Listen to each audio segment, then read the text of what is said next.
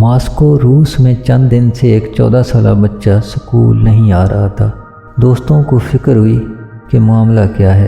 شام کو اس کی کلاس کے دوست اس کے گھر چلے گئے، جہاں ان کی ملاقات اس بچے کی غمزدہ ماں سے ہوئی۔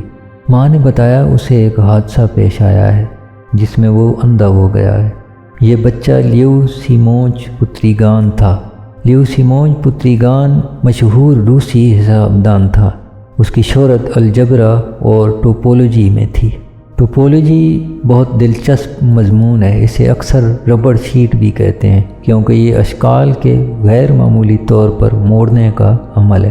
ہم بات لیو کی کر رہے تھے۔ وہ لیو جو 14 سال کی عمر میں اندھا ہو گیا تھا، وہ آخر اتنا مشہور حسابدان کیسے بنا؟ اس کا جواب اس کے دوست اور اس کی ماں تھی۔ دوستوں نے اس کی ماں سے کہا ہم اسے سکول لے جانے کی باری لگا لیں گے۔ اس کے ڈیسک فیلو نے کہا میں تمہیں پڑھائے جانے والا سبق دہرا کر اور ہاتھ کی ہتھیلی پر شکلیں بنا کر بتاؤں گا۔ یوں ایک سفر شروع ہوا۔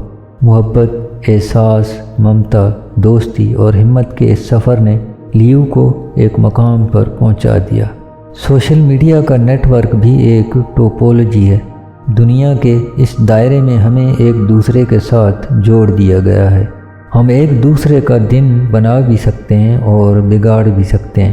کوشش کریں آپ کے نیٹ ورک کا اڑوس پڑوس یعنی دوست جنہیں آپ فالو یا سبسکرائب کرتے ہیں اچھے ہوں، بھلی اور کارآمد بات کرنے والے ہوں، ورنہ برے کنیکشن آپ کا سکون توڑ مروڑ کر اس مقام پر پہنچا دیتے ہیں جہاں کنیکشن کاٹ کر بھی سکون ڈھونڈنا مشکل ہو جاتا ہے۔